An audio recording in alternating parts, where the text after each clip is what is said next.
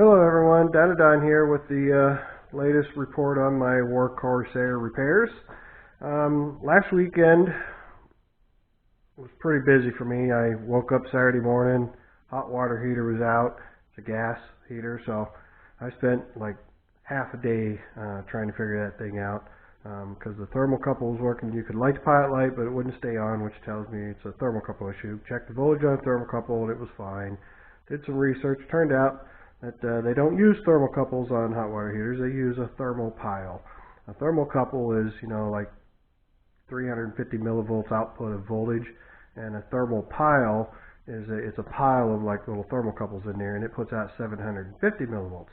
Well, you need like over 400 or 500 millivolts to get the pilot light to hold open the gas valve so the pilot light will stay lit, and then the main burner can come on when demand. So I spent half a day working on that thing, and then try to find a thermal pile on a Saturday afternoon when pretty much everything is closed. Luckily, I did find a hardware store, and they had the thing hanging on the wall. So I did that Saturday, and then Sunday I did come out here and tinker around with the plane some, worked with the gearbox and such. And then Monday and Tuesday I ended up working on my car with my brake problem. I went and bought a hydro ABS module for it, and just changed the valve body on it. But now I'm still having the same problems. It's a different, it works the same, ABS, all that still works, but it still goes to the floor only after it gets warm, once the engine compartment warms up. So the only thing left is the master cylinder, and somebody commented on that saying, and that's what I originally thought too, but after reading everything, this was a real common problem with these, and then there was an actual recall on some of these cars for that soft pedal problem. But anyway, long story short, that didn't work. So I got a master cylinder coming. I was hoping to see it tomorrow, but it's showing that it's not going to be here till Wednesday, expected delivery. But I might get lucky and come early. So if it doesn't come till Wednesday, I won't be able to put it on till Thanksgiving on Thursday. So meanwhile, I did, if you can probably hear it, I got a damn sinus cold. Started in my sinuses, seeped down in my chest. So all last week I was pretty much under the weather, and it's finally breaking up out of my damn chest. All I can do is cough. Woke up at 5 o'clock this morning just trying to cough the shit out of my lungs. So I got the remnants of that hanging on. So anyway, over that period of time last week, the tail wheel came in. I ordered a new Matco tail wheel, and it's this little fella here. Pretty heavy little guy too. I mean, it says it's only like 5 pounds. I did weigh it. It weighed like 4.8 pounds on my little dope scale I got, and but it's a heavy unit. And the biggest thing, it's not going to be used in this configuration. This is a steerable tail wheel with these arms. These arms here are steerable.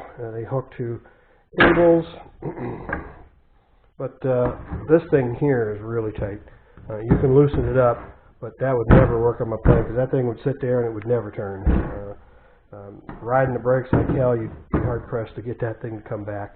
The tire is pretty close to my original tire that I put it on, that finally made it nice and quiet. So I thought they were the same, but they're not. They're just a little different. Both the same size tire. This one's aired up. This one's not aired up. So, but this one has a smaller diameter bearing. This one's a much bigger bearing. It's got a 1/2 inch bolt through it. This would only take basically 10 millimeter, about 3/8 inch. But they're both nice tires. So my goal with this is to eliminate all this linkage here that's done with the steering arms for the rudder cables that would normally hook to it here. 1 second, let me get this thing straightened back up. But this is designed to, when the cables pull on this, it'll steer the wheel, and then the wheel can break away through this mechanism they have back in here. It's kind of complicated, but all this center stuff is coming out. All these steel plates, this pin here, there's brass bushings in there, all that's going to come out of there. Those 2 metal pins are all coming out, and that big thick bronze bushing in there is going to come out. The tube through it, they actually went to used to have a 5/8 inch bolt through there. Now they've got a hollow tube threaded on both ends with castle nuts. Like I say, it is pretty heavy. It looks like it's going to be a decent width that my retractable gear will still hook to it. And then after I eliminate all this stuff, I'm actually going to put a roller needle thrust bearing here and here, a small one, a 5/8 bore on the bottom, and I'll get a bigger one that'll kind of match the radius of this so it has more contact area, make a little bushing for the center of it to hold it centered. There'll be a bushing, a bearing, needle roller bearing here and here, just like in that gearbox assembly. And then as far as pinning it, it's going to have a cable mechanism somewhere to pin it somehow, so that might be an issue if I try to put too big of a wide of a roller bearing in there. I won't have any way to get a pin to kind of drop down through and lock it somehow, but it's going to be lockable. So everybody keeps asking when you do a tail wheel, it's going to be a lockable, unlockable unit. Alright, and then Wednesday, the propeller came. So this damn thing is a work of art. Gotta tell you. It looks so much nicer than mine. Mine just had straight sides here. Boom, boom. These three sides were just straight. And most of this was flat. So, and I brought my, this is the plate that goes against the propeller flange on the gearbox. And this is the front. So my original spinner will still hook on here. If I can get it. Real fine fit. And this is the bolts for the propeller. Holds the prop on the gearbox. And this is a small bolt pattern because I originally bought it for the airplane. I put it on my gyrocopter for a while, so it used this smaller bolt pattern for a Rotax. And then, of course, the spinner. This thing's like 6 5/8 inch OD. So it doesn't look bad, but what I decided I'm going to do is I may use this, or I may just make another one, because it's basically a disc, and then this is a 1-inch center to fit to 1 inch there. I think that's just a tube that literally presses through this. So I could make one of these 5 inches OD, and then this will need to be a little longer, and it'll bolt right back through like this, but it's only going to be 5 inches in diameter, which just brings it outside of these holes. So if you put this ruler on here, 2.5 inches to the center, and it's about 1/8 of an inch outside of the holes. And so what that'll allow me to do, because I calculated that a spinner on a Corsair it's not a spinner, it's the hydraulic dome that has the mechanisms in it to turn the blades, and there's gears and everything on the ends of the propeller blades. There's a gear, miter gears, and this dome moves in and out as it twists, but it's got a big steel cover on it. So it's straight walled with a ball end on it, and then a bolt similar to what this old thing uses here. I like this little design that they use. It bolts into the center. So I'm going to save this, and I may end up putting that just back on the gyrocopter. But it's going to be a configure like that. So I'm going to find some 5-inch diameter aluminum tubing, about 1/16 wall. And then I'll have to make the dome kind of like what I plan on doing to make the bubble canopy, except for you use a like 1/2 inch thick steel plates, cut a 5-inch hole in one in the bottom, and you put your piece of thin aluminum in there, maybe 1/8 inch or thinner, soft like 6061 with a T0 rating, and then in the bottom you'll put a drillet and grease fitting.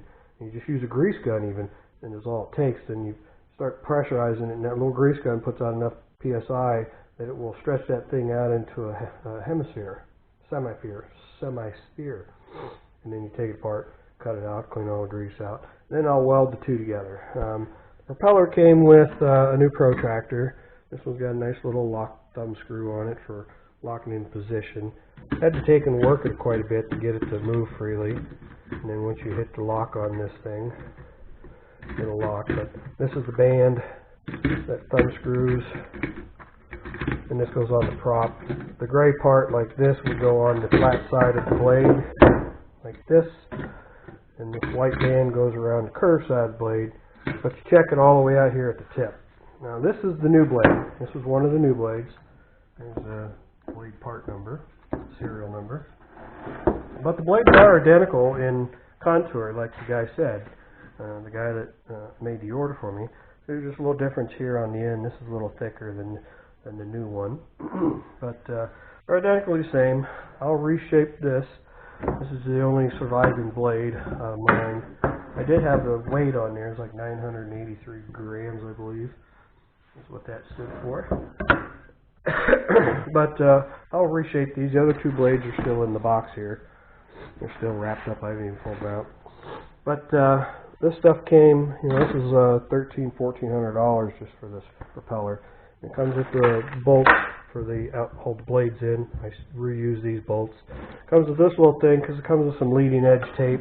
And I use this to roll a little kind of like a polyurethane tape to help with abrasion. I still have this one. I've never used pieces, but there's some pieces for that, I believe. Here, 3M. Just some clear. That Gorilla tape that I bought from Walmart and that I use here. I mean, this is extremely similar to that stuff. Really nice stuff. I like this. I just slid it with a razor to get it off, but that stuff is really durable, man. That's really durable tape, and it's got some thickness to it, so it'd probably work for an abrasion. And it wasn't all that expensive. Comes in I think it's 2-inch wide roll. So, and I showed you the last video. I got this rudder done, ready to go on.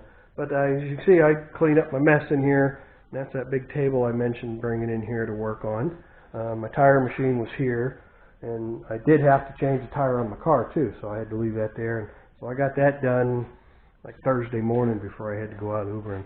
But this table will allow me to put the wing on there. I'll put it on top of these foam pads, those things there. I got 2 of those, so set those on the table. That piece of foam right there, like 3 inches thick. That'll support the wing. And as you see, I got my canopy sitting, or cowling canopy sitting here. Got to kind of some of this stuff pop back into shape here. So then I'm going to cut out where I need to cut out here. I want to add another door. You can see that door on there. Add another door over here for the water. But meanwhile, when I was playing around with this stuff, didn't have anything to work with. I didn't feel like sanding away on that. I decided to take a look and see what it was going to take to build a new exhaust system for this motor. Again, these are the old manifolds I made. Set that up in there. And you can see how they had to go in here. Got a lot of light from this damn light. And I had very, very small space for the muffler, and the muffler lays right here. Move this back out of the way some. Big old bright LED spotlight.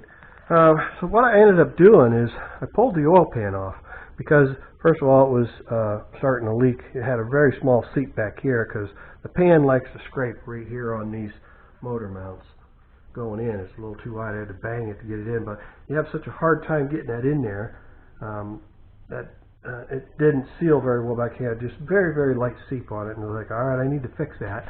And then I had a broken bolt up here that I had to get out. I tried drilling it out down at the airport, and I couldn't get it. So I glued it on and just covered it with RTV.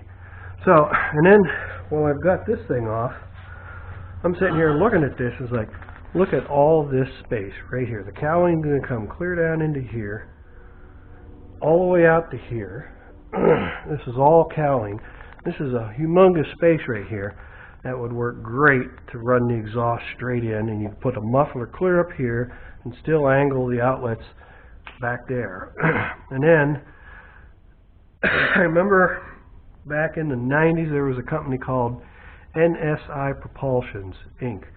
They were making reduction gearbox units for Subarus. They had the EA80s, EA81s, EA82s, and then the EJ22s, and I don't think they were getting into the 25s yet when I saw them, but they had a really nice little compact gearbox, and it used a Sprag clutch in there instead of like mine having that boat damper up inside. I used a Sprag clutch, and there was zero backlash in that clutch. It was very impressive. But anyway, they had made a billet plate. Pull this old big old oil tank off of here. Pull that big clumsy thing out of there, and that, let me tell you, that thing is heavy. There's 2 steel baffles inside of that thing, and that thing is heavy as hell. But anyway, and then the dipstick comes into here, and that's the dipstick tube here. The dipstick's hanging out, so I can push this down in, and you see where the dipstick comes out there. It's hard to see through this thing, but anyway, they used to sell a billet machine plate that bolted on there. And then they went out of business, NSI Propulsions, and they sold it to like Northwest Aero out of Washington State, Oregon, somewhere up there in the northwest corner. I think NSI was up in that same area. But I'd seen their website for a while, and they still had a whole bunch of these parts left over from purchasing everything from NSI. They had new camshafts for these motors that would take it from that 140 horse all the way up to 170 horse or 80 horse or something like that. But they were, they were running them pretty hard. I don't need that kind of horsepower for this. So, but anyway, they made that beautiful billet plate, and then it had a drain hole in the back, and then they used an external oil tank reservoir, and they'd mount the reservoir clear up there, and they had a hose coming off the bottom of that going straight up to the tank. And I'm like, now how does that work? And he says, well, when these things are running, your pistons are pushing back and forth in there, and it causes pressure in the crankcase, like a pressure vacuum. So every time a piston would come back through, it would create pressure, and it blows the oil up the tube up into the oil tank. So I'm looking at this now like, wow, that would be so much nicer. So I was trying to find that Northwest Aero to see if they were still around, or if they might still have some of these old parts left laying around, even though they're apparently out of business, but I can't find them. I cannot find them at all. But anyway, so I pulled this all apart, and this here is the oil pump. And it turns out that this ties directly into the oil pickup tube hooks right here, right in that hole there. And that tube goes up, turns, and goes into the back side of this is the bottom of the oil pump. And this fitting right here is just a plug with a crush washer, aluminum crush washer, and that goes straight up into that cavity. So literally all I need to do is plug this hole with, I was thinking of drilling it out the size, tapping it for a pipe plug, Allen wrench type pipe plug, so it has to be subsurface, because this whole surface of this block is completely flat. The only thing hanging down is this bolt here, this plug here. But this plug is the inlet for the pump, so it's a 20 millimeter, 20 by 1.5. I can buy a 20 by 1.5 by like a -10 hose fitting, and change that out, and there's your oil pickup. Wherever you have your oil tank, you run that to the bottom of the tank, and you got your pickup. This is an outlet port. If you needed an outlet port, that's an outlet port, and they're the same size. But this one here, this is a big 22 millimeter. And all that does is it goes up in, it ties right in with this output. So this hangs down too low. It hangs down below the surface of the block. So the idea is I looked for an Allen wrench plug or set screws. You can get, this is a 22 by 1.5. It's the same thread pitch as those other two, 22 millimeter. But you can plug this hole off. That plate, when that plate's on there, that plate's going to cover this hole anyway. It's going to cover all this. And this is a hole too. And in the bottom of this pan, it's got this. And that tube goes down into the bottom of the pan. And I was like, what in the world does that go to? It stops just down there by that second baffle. Turns out it's just a vent. It goes up in and ties into the vent that comes out the top of the motor right here, this orange red hose. It's all tied connecting, and that's the vent for the crankcase. So the vents on these, when the engine's running, fresh air comes into here, goes into the valve cover. So fresh air is going into the valve cover, and then there's the drain ports and the head come out, and they come out right by that hole where this thing comes down to. So the air, it puts fresh air in, and then the fresh air is extracted out through here. The air goes into this valve cover, it's teed over that, so it goes into the block, and then it comes out here, and it gets sucked into the PCV valve. And then there's also a fresh air tied into it as well.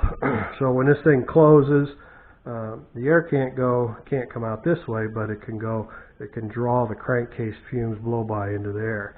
And then it mixes with some fresh air coming into here. This is filtered air because your air filter is out here and the mass air meter is out here. So it's all metered air that's being pulled into the motor so it doesn't cause a lean condition.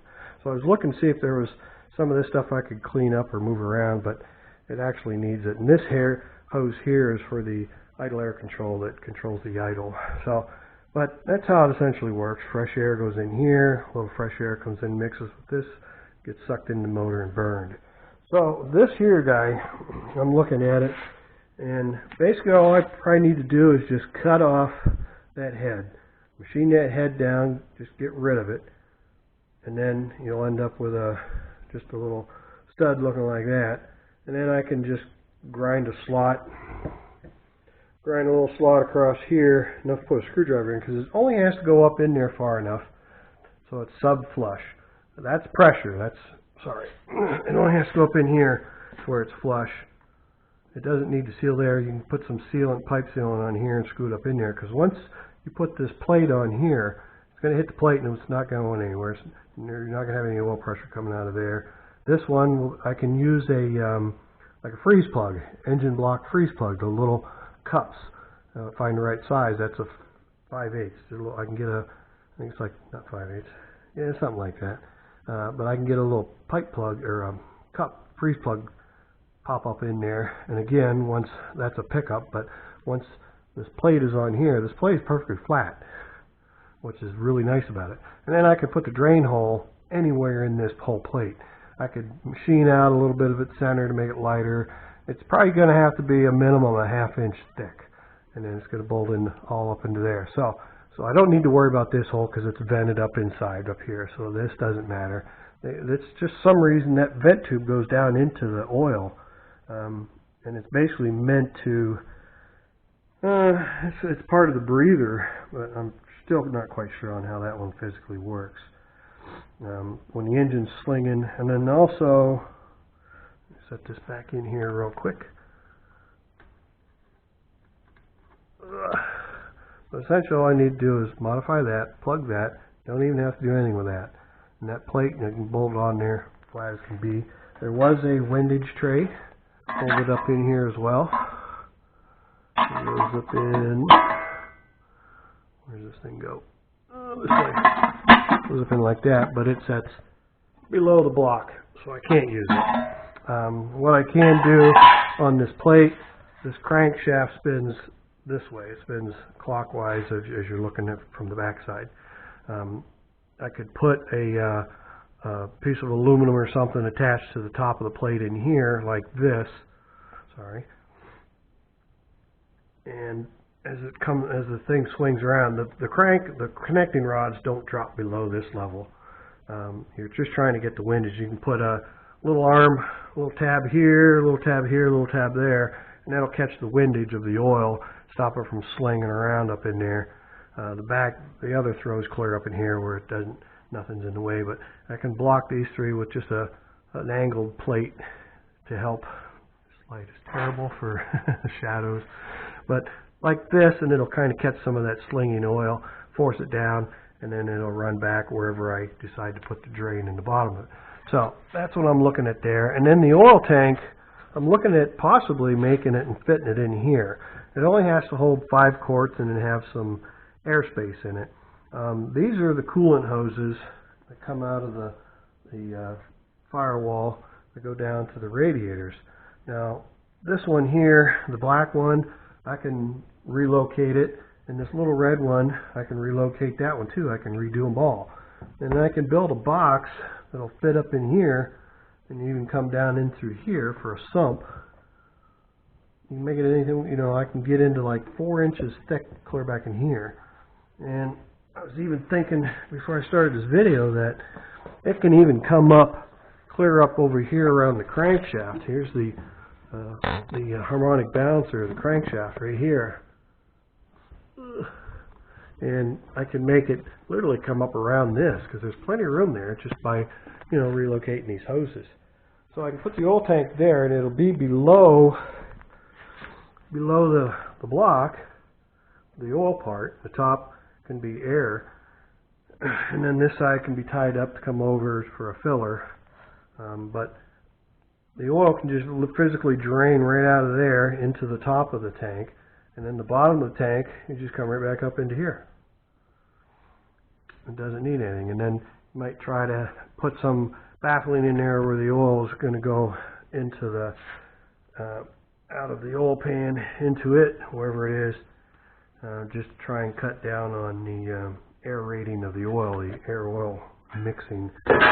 So, but that's kind of where I'm at now. And then now I can take these exhausts and run them straight into actually a pretty good sized oval muffler right in here, 2 inlets in each side, and then right out, you know, similar to what this was.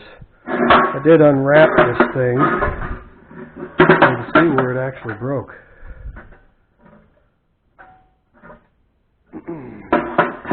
There's other tubes in there, that's what's rattling, but it was burning, it was blowing right here. I'd cleaned that off and cleaned some of this off, but so I can make a much bigger or a better muffler, you know, up in here, and then I can keep it away from this mount. I can either make the oil tank, put it back there, or remember the cowling comes clear out to here, folks. I can make an oil tank right here. With that plate replacing that, it'll be a lot lighter. But moving the sump up here will only help with the CG. Like I said, never had a problem with CG before, but the gear all the way back and the fuel tank empty, it's getting within a ½ inch of the aft limit. So by moving some air, the battery's right here now. It's kind of hangs below and behind it, so I literally got plenty of room to mount a tank clear up here if one I can't put back there or wherever. And it's still lower. And then nice with having it right here is I could put one of them sight plugs in it, a glass, brass, steel plug that would screw into a bung wherever the oil level is, forever how much oil you want, 5 quarts, 6 quarts, in the center of sight glass while the plane's sitting like this. So you walk around and look, oh, I see the oil line, I'm good with the oil. You don't have to come in here and pull the dipstick, which the dipstick won't be there anymore. And then the tank can have a cap on it where you can add oil to it. It could have a little snout over here on this side, or, well, the air filter's there, but you can come off with a little cap that you can reach here and fill without opening anything on cowling. You know, it can be a horseshoe shape. A lot of airplanes had stuff like that in the old days. So, also the other thing I ordered, the wingtip light kit. There's an outfit called Flyboys, and they sell wingtip light kits for RVs and such.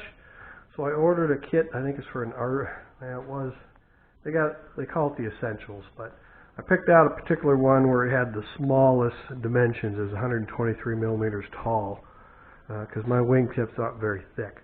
But that was there was a 200 and, was it 250, 249 for the lights, wingtip lights, and then I bought the tail light, and it's a nice glass one, would fit any kind of normal tail light on a rudder, any production aircraft, it would fit that exact same footprint.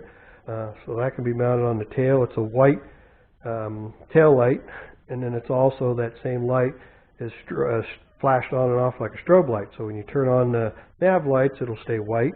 And then when you turn on the strobe lights, those lights will blink on and off, and it'll look like a strobe light with the tail white light still. When the strobes are off, the tail light's on. Then when it flashes, it just turns it on and off real quick. And then there's a difference in intensity of the light based on how the circuit board. But it all hooks into a master control board. And then the master control board will allow you to select the nav lights on, strobe lights on, and then you can, I think they even have a wig-wag option if you had the strobe lights on the wingtips can be wig-wagged. And then you also can tie in a landing gear light and a taxi light all off of one master board. And all you have to do is run it out to the switches. And I've already got all my switches down here. I've got a spare switch, a taxi light, landing light, strobe lights, and nav lights. So I've already got all the switches in there, and they all work on a ground system, and those switches are grounded. So I just got to run one single wire from them into that little circuit board. And those are kits. Those lights are a kit, meaning they come with all the LEDs and resistors, and you got to solder them all together. And then you got to make up the wiring harnesses. But it's a nice little kit. And that was, with the tail light, it was about $370 with shipping and tax. So I pretty much used it up most of the money. I've got a couple $100 left, and I just went and bought a helicoil kit today. One of these bolt holes in the back were partially stripped, so when I took the screw out, it finished it off. So I had to go buy a little M6 by 1.0 millimeter pitch, and went to O'Reilly's, and they had a kit, and it was $50. $50 for a damn kit, helicoil kit. And I went to AutoZone, and they had one for $31. So, but it only came with 3 inserts, but I only needed one. The one that broke off up here in the front, I used that old trick. If you're not familiar with it, you take and you weld onto the back of the stud that's broken off. So I got in there with my TIG welder, and I built up a bunch of weld because it was pretty much flush, build it up until I could put this nut over it, and then weld the nut on. And then it was cherry red when I got done. And once I put the tool welder down, I grabbed the socket and put it on there, and that thing came right out, lickety split. So I'd cleaned all these holes out. I had to get in there with a drill bit, clean them out of RTV, and then I run a tap through them. And after I got this one out, that's the one that was broken. So I was able to get it out nice and clean, run a tap, chased them all, and then this one back here was the one that stripped. So I had to put the helicoil in there. So it was $32 just for that little helicoil kit. It's one size I didn't have. It's basically the same size as a quarter 20. So I think that's about it for the report. Oh yeah, of course, I didn't mention I got the gearbox all back together. So it's all done. And once I put this all on there, it all worked nice and smooth, turned over nice and smooth, felt real good. But I had the oil line on, but then I pulled the tank. Alright, well anyway, with the tank, what I ended up doing is that vent tube sticks out. It's a little proud of the, here, you know, it's high. So it won't sit flat. So I just had this piece of particle board, what do you call it? So, yeah, just some particle board. And it was exact size for the width of that tank. And I measured and laid out, made it flush here, and I drilled this out with a 5/8 bit, was able to put that tank right on there and flush it. And then if you can see, I drew it all out and drew all the holes. Now I'm going to take this in the house tonight, and this is going to be my 0 reference point, that hole. I don't need this hole. That was just a reference point. I'll use that for the reference point. It's 1 5/16 to the end here, 2 1/16 to the end of this. And then with that, I can plot out all these holes, and then I can get a piece of, like I said, at least 1/2 inch plate aluminum, put it on my CNC. I'll draw this all up, and I'll cut it out. And then here, I'll cut out it around it so it ends up with maybe a 1/4 inch thick flange for the screws. And then I can, and if I wanted to, then you can flip it over and I can hollow it out a little bit, do a pocket command, and just make it a little hollow there. Everywhere except, this doesn't matter. No, I can just pocket the whole damn thing. Yeah, because I'm going to plug them holes. I may have to try and locate these 2 holes just so they're flush on the plug, maybe just go around it. This is nothing, there's nothing in there. But these 2 holes, they'll be plugged, but if I keep the plate there, it can't blow out on me. This is a suction side and this is a pressure side. So, alright, well, I think that's everything. I'm going to order, there's an 1.5 inch mild steel tubing kit on eBay, about $100. So I'm going to order that to start doing the exhaust system piping. And I'll see if I can pick up this. This is actually 11 by 11 inches. So as soon as I figure out how thick I want to go with it, I can go buy like a drop or something that's at least 12 by 12. I can probably even find a 12 by 12 piece on eBay. But I've got a local shop that carries a good supply of aluminum, and that'll just be some 6061. So, well, I think that's going to do it for this update. Today's Sunday, the week before Thanksgiving. So I'm going to go ahead and I'll put this stuff back away, take it back in the house. Don't want to leave it out here. I'll get some bearings coming for here and here on this tail wheel, so I can start modifying that. And then I need to find some 5-inch aluminum tubing to make that. So, alright, this battery's getting low, and I'm on about 17 minutes into the video. Should make for a good update this week. So, yeah, someone was asking, hey, where you been? We haven't seen you. It's only been 2 weeks. You know, I just missed a week because the car problems and the house water heater problems, and then this damn head cold. So now the wife's got it. She got it from me. She was up last night coughing her lungs out. So, alright, that's going to do her. And I did get some cleaning done in here after I moved this tire machine out of there. But, so I think that's all I wanted to touch on. Like I said, most of that GoFundMe money is now spent.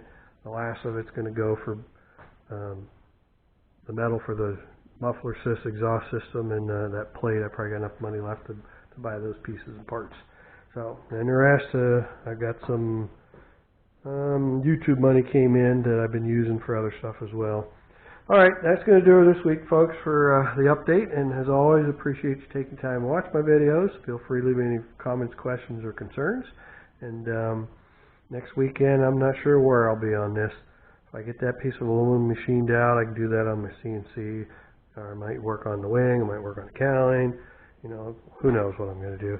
Depends on what it feels like. We've got lucky so far, it hasn't snowed here. We got just a very little sprinkle of snow when I was driving on Thursday, like 4 in the afternoon. If you watched the Cleveland Browns football game in Cleveland, I guess it snowed like hell there. We didn't see a drop of that. Nothing. So, lucky it's just been raining. I think they're still calling for some more rain. It's only 47 degrees, and there's the pooch. It's pretty much how it's been looking for the last week, 2 weeks. So, alright everyone, that's going to do her. I'm going to go ahead and get this thing uploaded and get it on tonight so you guys get something to see. And I'll get something done. I'll be working on this for the next 2 days. I'll be off Thursday. I'm not going to drive. I'm going to have Thanksgiving with the wife. And so I'll get something done. Not quite sure where I'm going from here, but I'll get something done. Alright everyone, I'll catch you on the next one. So for now, this is Dino Don out.